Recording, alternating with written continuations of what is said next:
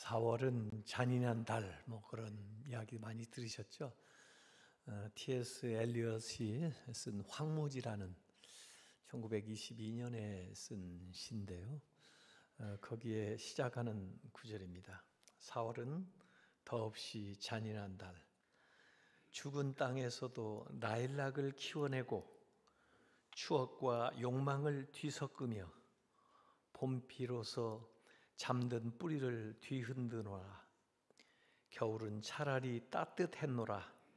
망각의 눈은 대지를 뒤덮고 메마른 구근들로 가냘픈 목숨 이어주었노라. 이렇게 시작하는 굉장히 긴 시입니다. 아마 자연 만물은 4월에 이렇게 소생하는 봄인데 인간의 대지는 오히려 겨울만 또 못하게, 겨울이 더 따뜻하게 느껴질 정도로 그렇게 메마르고 또 비참한 그런 상황을 묘사한 것 같습니다. 아마 1차 세계대전 이후에 그 유럽의 상황들을 쭉 본 것 같아요. T.S. 엘리엇도 원래 미국에서 태어난 사람인데 영국으로 귀화를 해가지고 영국 사람들이 굉장히 사랑하는, 애송하는 그런 시인이죠. 웨스트민스터 그 사원에도 가보니까 그 T.S. 엘리엇의 그 묘가 거기에 있더군요. 이 사람도 나중에 기독교 신앙을 잘 가지고 살아갔던 사람입니다. 거의 같은 시대에 살았던 C.S. 루이스, 그분의 쓴 책들이 너무 귀한 것들이 많아가지고요. 그냥 지나가기가 좀 어려워서 오늘은 그분이 썼던 책 가운데 The Problem of Pain, 고통의 문제라는 책인데 이 책을 좀 중심으로 해가지고 말씀을 구성을 했습니다. 제가 첫 시간에도 이 얘기를 했지만은 그 C.S. 루이스는 글을 쓸 때 제일 앞에 그 책을 함축할 수 있는 좋은 글을 인용을 하고 시작을 합니다. 근데 이 고통의 문제라는 책도 보면 그 당시에 아마 C.S. 루이스가 가장 은혜를 받은 목사님인가 봐요. 책을 통해서도 그 조지 맥도날드라고 하는 목사님의 설교문 가운데 한 문장을 인용해 가지고 제일 앞에다가 써놓고 시작을 합니다. 그 문장은 이렇게 시작해요. 하나님의 아들은 죽기까지 고통을 당하셨다. 그것은 인간이 고통을 겪지 않게 함이 아니라 인간의 고통을 그리스도의 고통과 같게 하기 위함이라. 굉장히 좋은 문장입니다. 그러니까 그리스도께서 고난을 받은 것은 우리의 고통을 끌어올려 그리스도의 고통으로 승화시켜 주기 위해서 고난을 당하신 거다, 이런 의미인데, 제가 미국에서 목회할 때 크리스마스 시즌이 되면 교인들이 선물을 준비할 때 본인 것만 준비를 하지 않고 별도로 몇 개를 더 사가지고 교회 가져와서 추리 밑에다가 이렇게 쌓아놓습니다. 크리스마스 지나고 나서 홈레스 어려운 분들 이제 도와드리려고 그걸 잔뜩 자동차에 싣고 저희 아이들하고 같이 홈레스들 머무는 그 쉘터에 가서 선물꾸러미를 이렇게 하나씩 나눠주면은 굉장히 고마워들 하고 또 우리가 돌아갈 때까지 와서 자동차에 와서 그냥 고맙다고 잘 가라고, 고맙다고 하면 제가 You are welcome, 천만에요 그랬는데, 제 아들이 그 당시 초등학교 들어가기도 전인데 아빠, 고마운 건 우리죠. 그래서 왜? 우리가 도와줬으니까 저분들이 고맙다고 하는 게 맞지. 그랬더니 우리가 이렇게 전할 수 있는 게 있어서 얼마나 고마워요. 그리고 저분들이 우리 대신 가난한지 모르잖아요. 제가 그 말에 아주 충격을 받았어요. 우리 대신 가난한지도 모른다? 가난한 사람들 보면 여러분 무슨 생각을 하세요? 게을러서? 일을 안 하니까? 내 대신 가난한지 모른다. 장애를 가지고 있는 사람들 보면 어떤 생각을 하세요? 내 대신 장애를 가지고 계신지 모른다. 아픈 사람들은요, 내 대신 저분이 아파하는 줄 모른다. 저분이 아파함으로 내가 건강을 누리고, 저분이 가난을 짊어지므로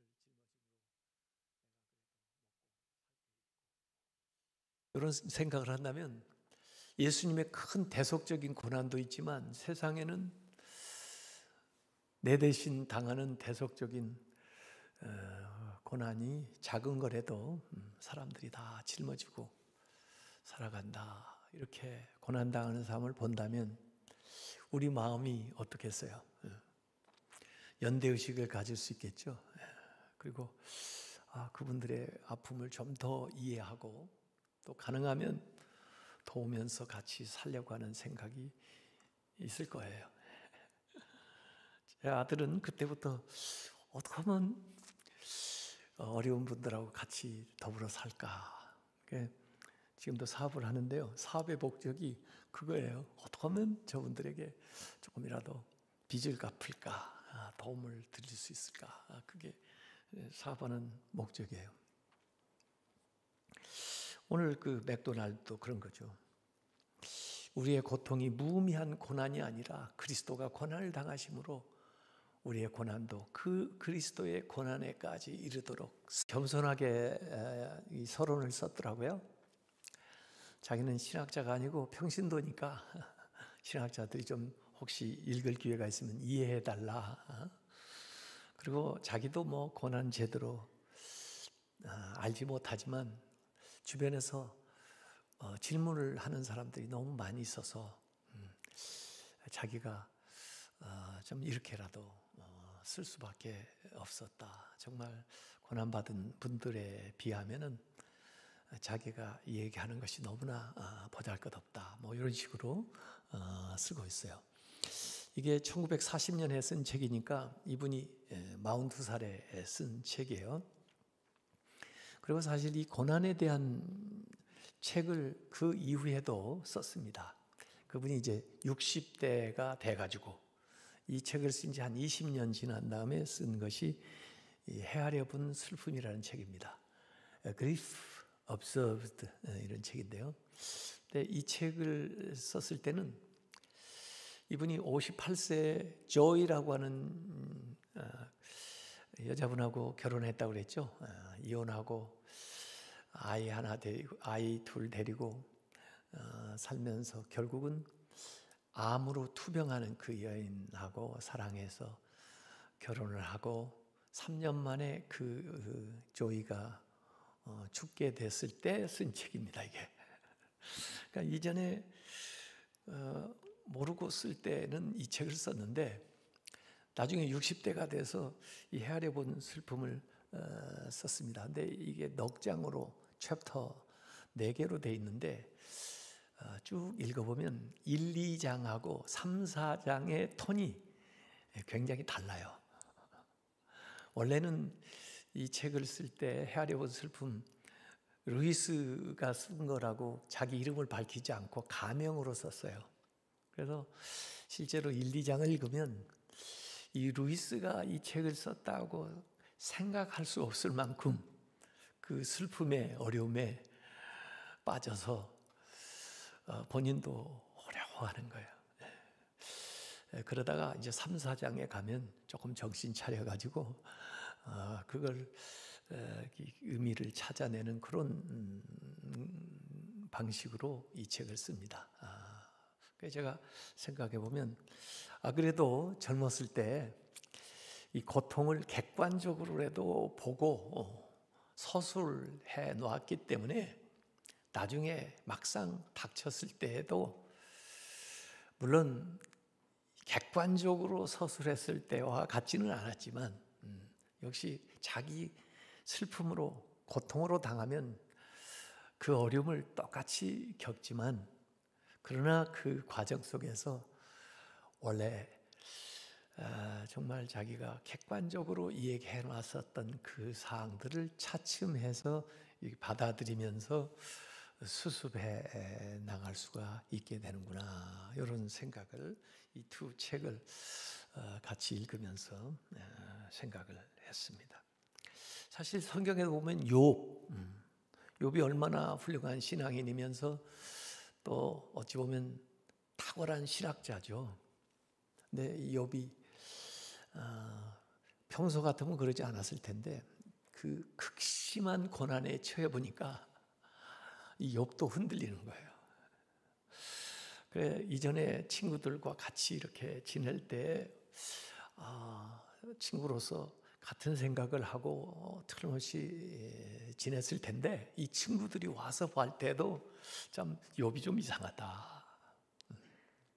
그래서 이 친구들의 입장과 욥의 입장이 극명하게 욥기에서 이렇게 대조가 되는 것은 남의 고난으로 생각했을 때하고 내가 당한 고난으로 생각할 때는 이렇게 같은 친구라도 아니 같은 사람이라도 다르다는 것을 이 얘기를 할 수가 있습니다.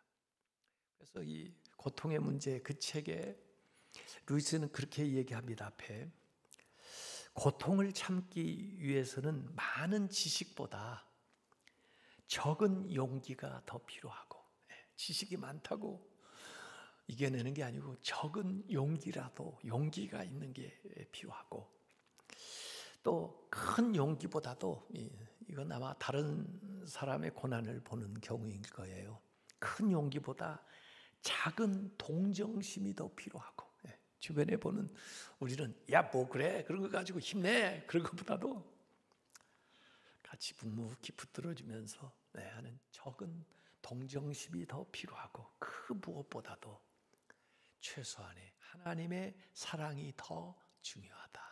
하나님의 사랑, 이걸 이 얘기를 하고 있습니다.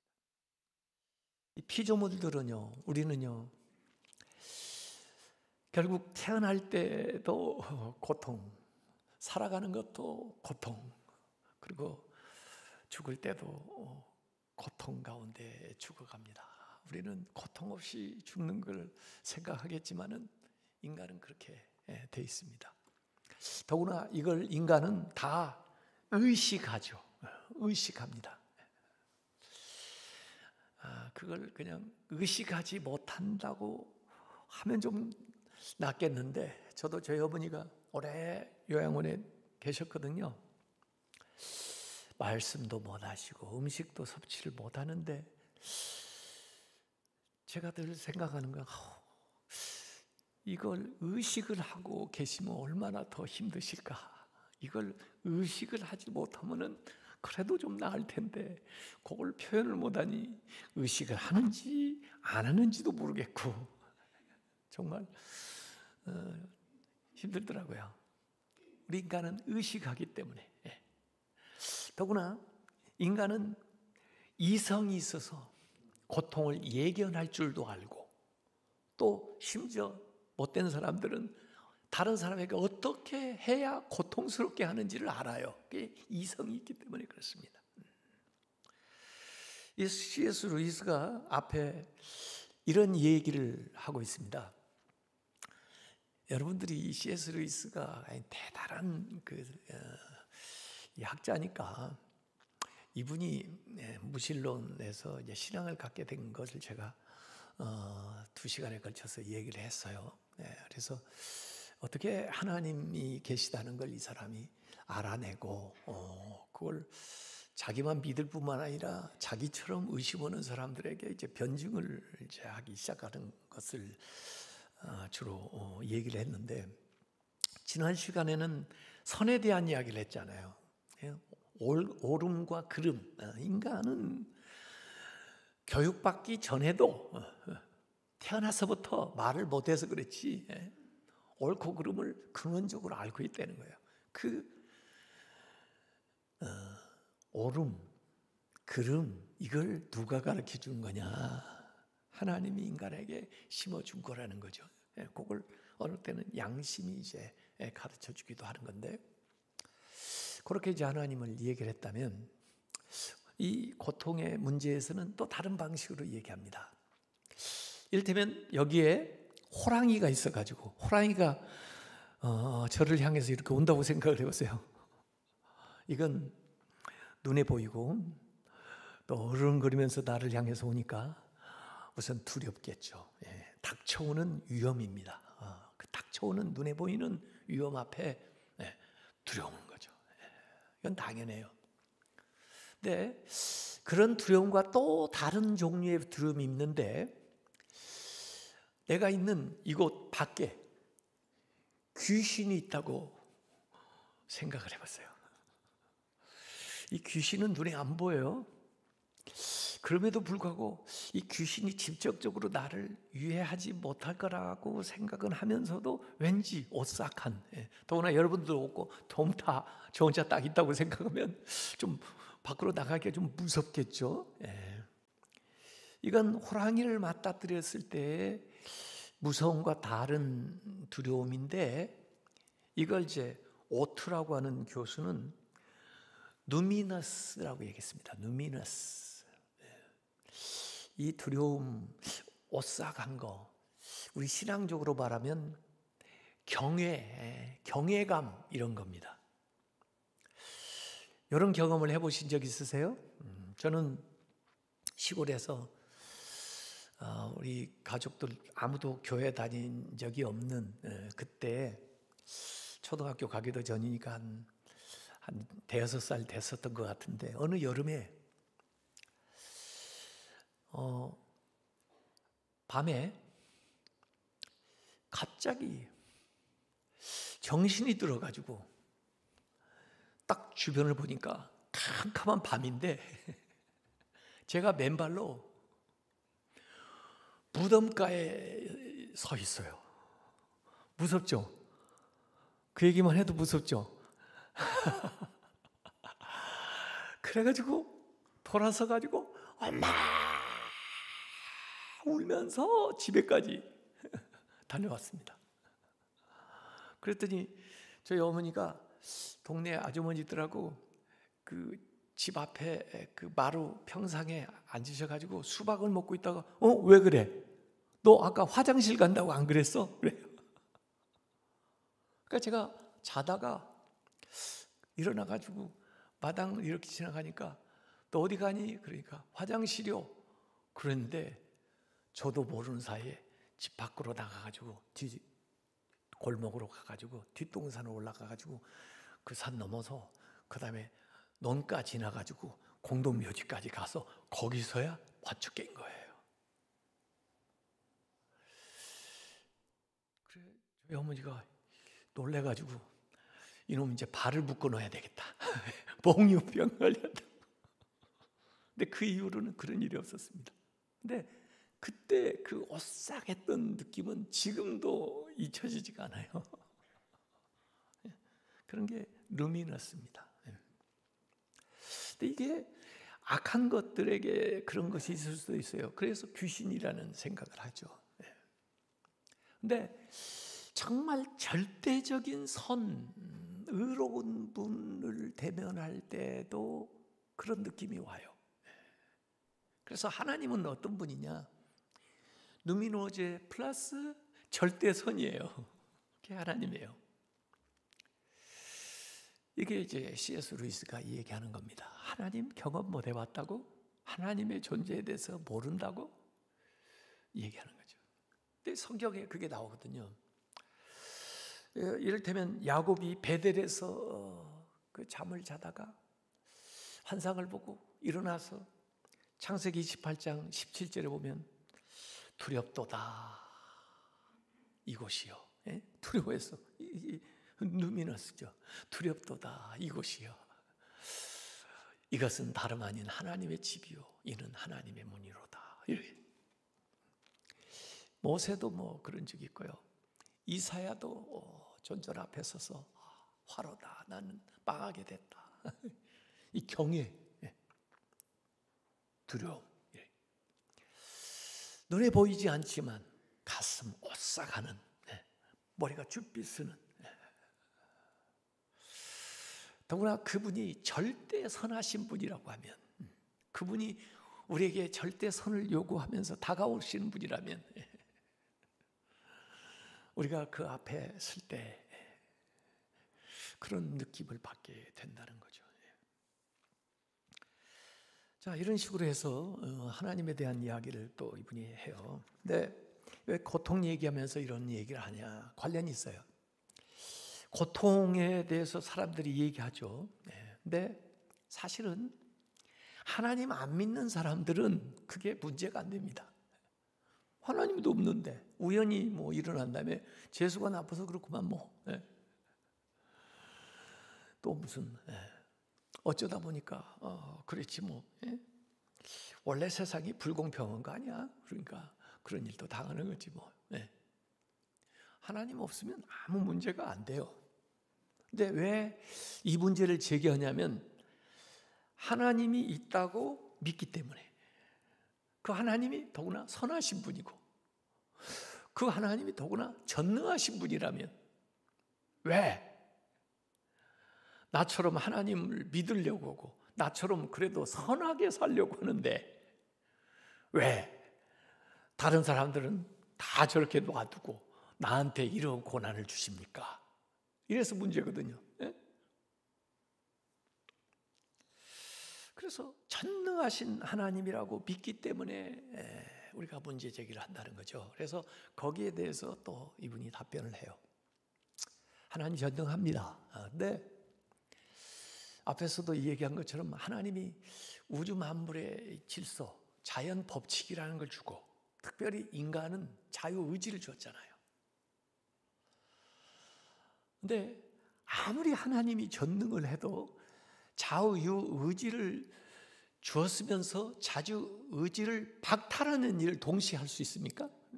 자연 법칙을 주고 동시에 자연 법칙을 박탈하는 일을 동시에 할 수 있습니까? 그래서 이 세상에 어떤 자연 질서에 의해서 또는 인간의 자유의지에 의해서 일어나는 고통스러운 일들이 벌어진다는 거예요. 물론 성경에 기적이 일어납니다. 기적이라는 것은 이 자연 법칙을 일시적으로 거스르는 것이 기적인데 기적은 그야말로 어쩌다 일어나니까 기적이지 계속해서 기적이 기도할 때마다 기적이 다 일어나 버리면 그러면 자연 법칙이고 자유의지고 다 무효화가 돼버린 세상이 되는 거죠. 이 C.S. 루이스가 미러클 기적이라는 책도 또 썼어요. 한 권. 그 얘기까지 다 하려면 너무 시간이 많이 걸리니까 언제 나중에 이제 기회가 되면 이 얘기를 하겠습니다만. 더구나 하나님은 절대선이라고 그랬어요. 절대선. 우리가 심지어 욥도 의롭다고 하지만은 당대 의로운 거고 비교해서 의로운 거지 절대선은 아니에요.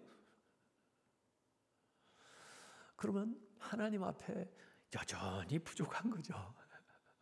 누가 난 의로운데 이 고난을 받습니까? 그렇게 말할 수 있는 인생이 있겠어요?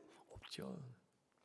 더구나 그 절대선하신 하나님은 우리를 부르시고 우리를 인도하시는 목적이 하나님을 닮도록 인도하시는 거예요. 우리가 하나님의 사람이 되도록 만드시는 거예요. 그러니까 그 과정 속에 당하는 일들을 우리가 다 헤아릴 수가 없어요. 이 C.S. 루이스가 하는 말 가운데 우리가 하나님을 기도하는데 주기도에 하늘에 계신 우리 아버지 그렇게 기도를 하지 하늘에 계신 우리 할아버지 그렇게 기도하는 사람 없다는 겁니다. 여러분 어때요? 할아버지하고 아버지하고 무슨 차이가 있어요? 제가 작년에 제 딸아이 집에 갈 때 어떻게 보면 우리 손자 손녀에게 좀 마음에 들게 좀 뭔가 해볼까 그래가지고 제가 연구를 했어요. 그래서 선물을 좀 샀어요. 제가 가지고 선물 꾸러미를 하나 박스를 만들어가지고 이걸 가져가서 애들한테 주고 애들하고 좀 친하게 좀 지내야 되겠다 하고 세관은 무사히 통과했는데 문제는 저희 딸한테 걸렸어요. 이게 뭐야? 그래서 애들 주려고 조금 뭘 사왔다고 그랬더니 자기가 봐야 되겠다는 거예요. 그래가지고 다 열어보라고 그래서 집에서 다 끌어봤더니 답을 딱 한 개만 줄 수 있다는 거예요. 아니 나는 지금 10개를 사왔는데. 그래서 아니 그러면 어떡하냐, 다시 가져가라는 거예요. 이거 너무한다 이거. 에? 세관도 그냥 통과해 왔는데 이게 이 집에서 통과가 안 되면 이게 되냐? 자기가 엄마라는 거예요. 나도 할아버지다. 그랬더니 안 된다는 거예요. 그래도 제가 싸우고 할 수 없이 허락을 안 하니까 어떻게 해요? 몰래 묶어가지고 한쪽에도 놨다가 몰래 가지고 왔어요. 제가. 여러분, 어머니 아버지하고 할아버지 할머니하고 애들한테 뭐이 다릅니까? 어머니 아버지는요 애들을 훈육을 합니다. 그래서 때로는 애들에게 어떤 걸 기다리게 하기도 하고 또 어떤 것은 귀하게 해서 가치 있게 하나를 딱 주고 이렇게 하는데, 할아버지 할머니는 막 무조건 잘해주면 좋은 줄 알고 막 갖다 주는 거예요. 그래 애들이 스포일 되는 겁니다. 애들이. 그래서 그걸 딱 미리 알고 막는 거죠. 여러분, 할아버지 할머니들 애들 아무리 손자 손녀를 잘해줘도 엄마 아빠가 오면 누구한테 갑니까? 당장에 엄마 아빠한테 갑니다. 아니 그 엄마는 가끔가다 혼내기도 하고 말이야. 훈련도 시키고 그러는데 할아버지는 한 번도 애를 나무래거나 막 그러지도 않았는데도, 잘해주기만 했는데도 지 엄마가 오면 지 엄마한테 다 가고 맙니다. 왜 그럴까요? 그래서 하나님은 우리의 할아버지가 아니고 하나님은 우리의 아버지라는 거예요. 그래서 할아버지처럼 무조건 하고 싶은 대로 원하는 대로 다 주는 그 할아버지가 아니고 하나님은 아버지라는 거예요. 그래서 오늘 히브리서 읽었던 12장 8절에 나와요. 징계를 다 받는지만은 너에게 징계가 없다면은, 훈련이 없다면은, 디스플린이 없다면 너희는 사생자요 친아들이 아니다. 응? 하나님의 10절에 심지어 아버지조차도 어머니조차도 잠시 자기들 뜻대로 어떤 때 자기 분에 못 이겨가지고 우리를 징계할 때도 있지만 오직 하나님은 우리의 유익을 위해서 틀리는 적이 없어요. 그의 거룩하심에, 하나님의 그 거룩하심에, 그 온전하심에 참여하기 위해서 우리를 디스플린한다는, 훈련한다는 거예요. 그러니까 고통스럽죠. 제가 집에서 가끔 제 아내가 상담학을 공부하니까 보는 프로그램이 있습니다. 금쪽이 뭐에 나와요. 금쪽이. 가지고 지난주에도 보니까 어떤 아이 하나가 자꾸 소리 지르고 아마 심지어 엄마를 가서 때리고 그러나 봐요. 가지고 상담 선생님이 가가지고 그 아이를 이제 디스플린하기 위해서 그 엄마한테 이렇게 지시를 하는 거예요. 얘기하지 마세요. 가만히 있으세요. 막 이런 식으로. 그 애는 왜 말하지 않느냐고 그러고 와서 엄마를 때리기도 하고 소리를 지르고 가만히 있으세요. 가만히 있는 게 아니고 보니까 울어요. 어머니가. 엄마가 울고 있어. 아들은 엄마 마음을 잘 모르는 거예요. 근데 엄마도 사랑하는 표현 방법을 배우는 거예요. 눈물 나죠. 예레미야서 31장 20절에 보면 에브라임은 나의 사랑하는 아들, 기뻐하는 자식이 아닌가. 내가 그를 책망하여 바랄 때마다. 누군들 책망하고 싶겠어요? 근데 책망할 때마다 깊이 생각하노라 하나님. 그러므로 그를 위하여 내 창자가 들끓으니, 애를 끊는다고 그러죠. 창자가 들끓으니 내가 반드시 그를 불쌍히 여기리라. 여호와의 말씀이니라. 여러분이 고난 당할 때 하나님 울고 계세요. 이 나사로가 죽었다니까 예수님이 가서 우셔요. 안 보이죠? 그래서 하나님의 그 진노는, 징계는 어쩌면 하나님의 사랑에서 오는 거죠. 그리고 하나님은 선하시기 때문에 그런 거죠. 왜 우리는 고통스럽습니까? 악 때문에. 세상에 악 때문에 고통이 온 거예요. 그렇죠? 그러나 그래도 그 고통은 우리의 악을 상기시켜 주는 거예요. 몸이 통증 오죠? 참 신기해요. 코로나가 눈에는 안 보이는데 코로나 걸린 사람은 알더라고요. 왜? 증세가 나타낸대. 증세가 무증상도 물론 있지만은 무증상은 조금 더 위험해요. 다른 사람한테 그걸 번질 수가 있으니까, 전파할 수 있을까? 통증, 어떤 면에서 은혜예요. 안다는 거. 한센씨 병 걸린 분들은 통증을 못 느낀다 하잖아요. 그래서 손이 부러지고, 그래도 몰라. 타는데도 몰라. 그럼 어떻게 되겠어요? 그래서 우리가 이 통증을 느끼는데, 통증은 메시지예요. 뭐에 문제가 있는가를 알려주죠. 어디가 아파요? 그 물어보잖아요. 어디가 아파요가 문제를 알려주는 거거든요. 이제 앓은 다음에는 진통제 먹어도 괜찮아요. 그렇지만 통증은 알려주는 거거든요.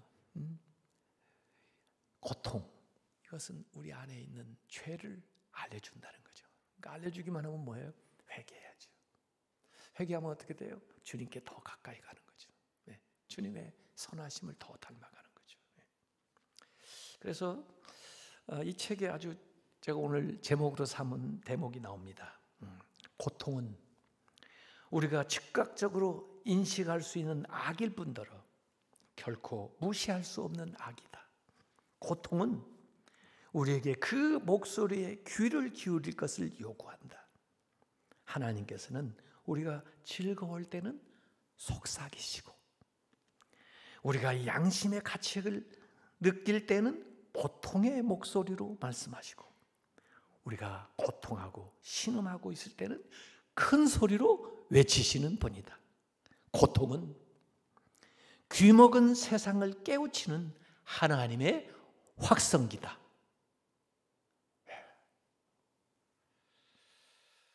그래서 우리에게 개선할 수 있는 기회를 가져다 주는 거예요. 이 C.S. 루이스 책을 읽으면서 제가요, 회개 많이 했어요. 왜냐하면 이분이 진짜 예수님 닮은 삶을 살려고 애를 쓰는 분이구나. 참 어찌 이런 믿음을 가지고 살아가나.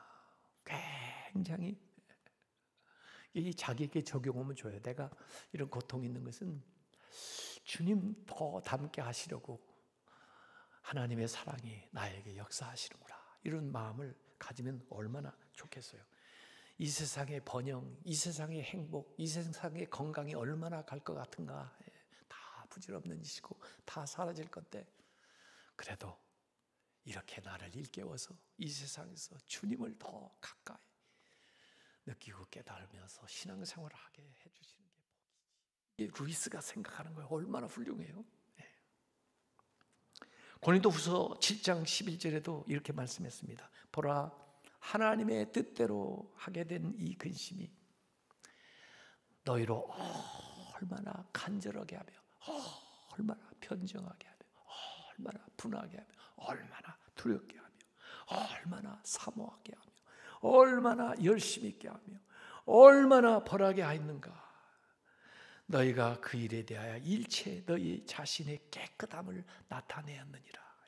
그래서 더 간절해지고 더 하나님을 구하면서 이 고통 때문에 더 하나님을 향하여 나아간다는 거예요.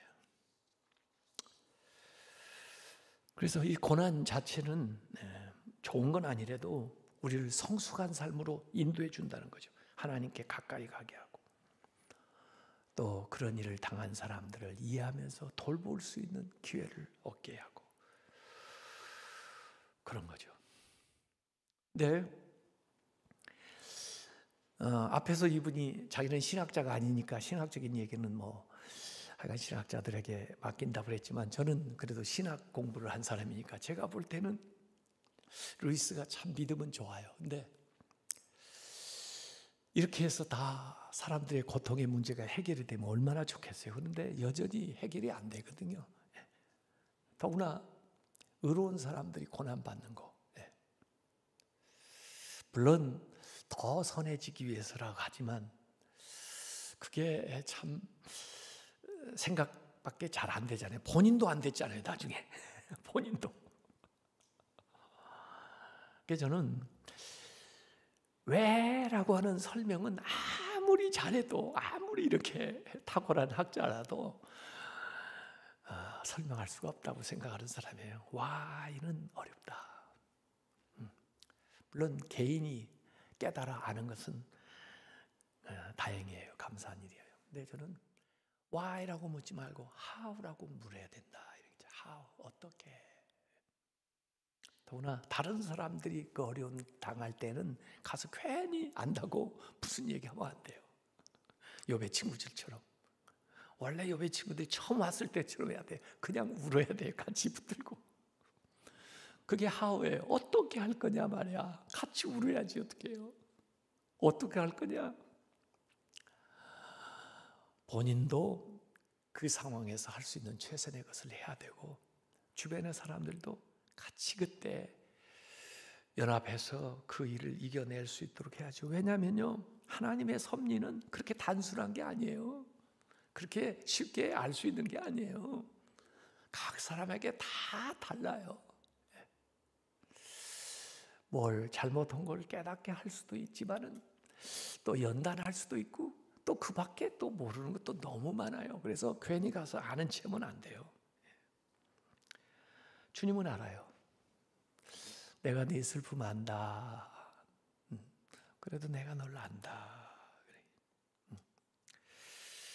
더구나 이 루이스는 이게 이제 좀 나머지 설명할 수 없는 것을 마지막에 갖다가 뭐라고 얘기하냐면요, 천국 얘기를 해요. 천국 지옥 얘기를 해요. 왜? 이 삶의 지평 안에서 세상 안에서 이해하려니까 알 수 없는 게 많잖아요. 그래서 우리 믿는 사람들은 믿기 때문에 하나님에게 의문을 제기했기 때문에 이 믿는 사람이 뭘 알아요? 천국을 알죠. 그래서 천국을 통해서 이 세상을 이렇게 봐야 돼요.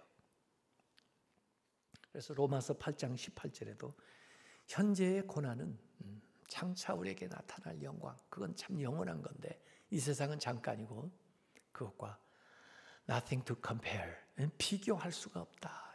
이렇게 얘기해놨어요. 그러니까 천국의 경험을 생각해 보란 말이죠.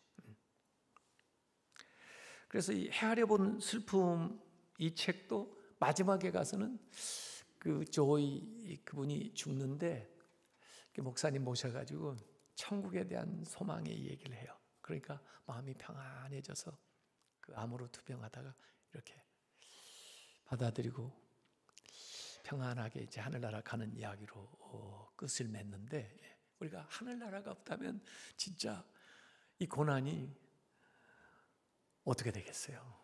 뭘로 위로를 받고 뭘로 보상을 받겠어요? 하늘나라.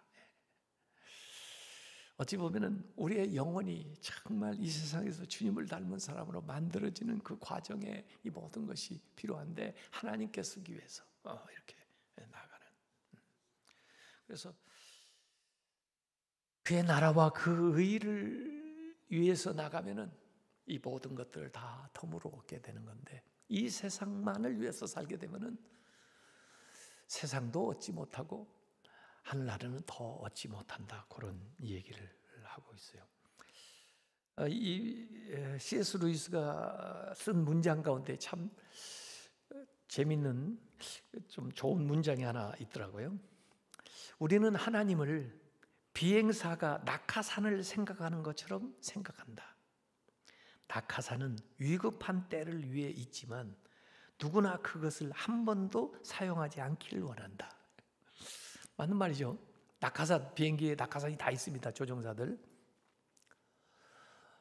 근데 낙하산을 내가 펼 상황이 오는 걸 누구도 원치는 않겠죠. 예.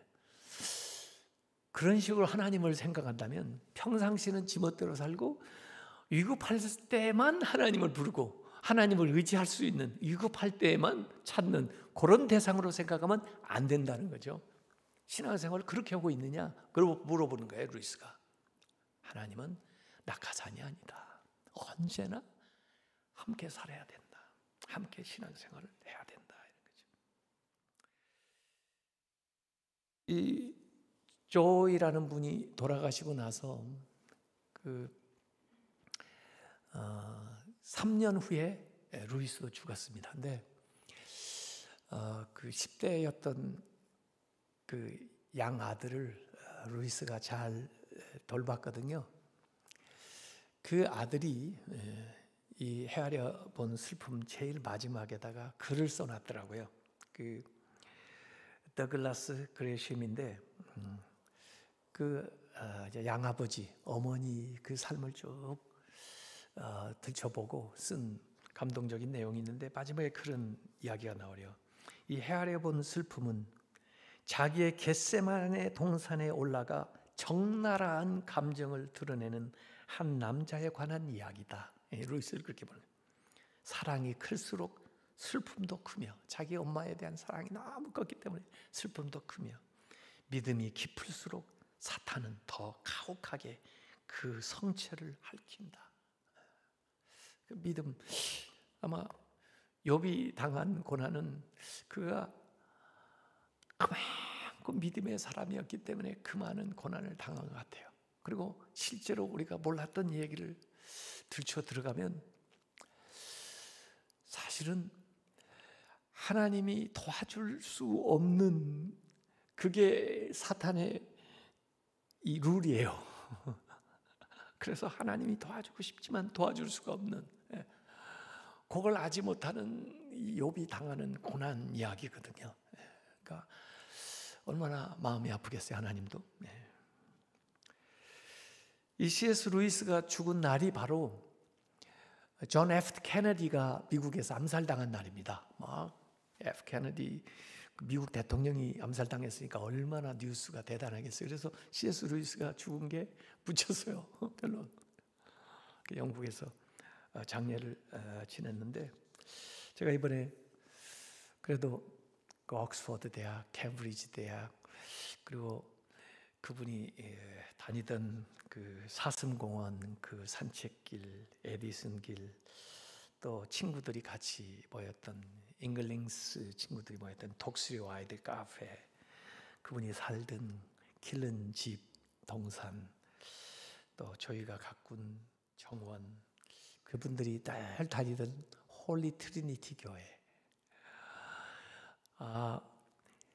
매주 성찬식을 하거든요. 성공의 교회라. 그래서 그분은 성찬식 빠질 수가 없어서 매주 교회를 형하고 같이 그 교회에 가서 참여를 했다고 그러는데 그 교회 옆마당에 그 형하고 같이 묻혔어요. 근데 그 묘비에 이렇게 써 있습니다. 셰익스피어의 글귀를 인용을 해놨어요.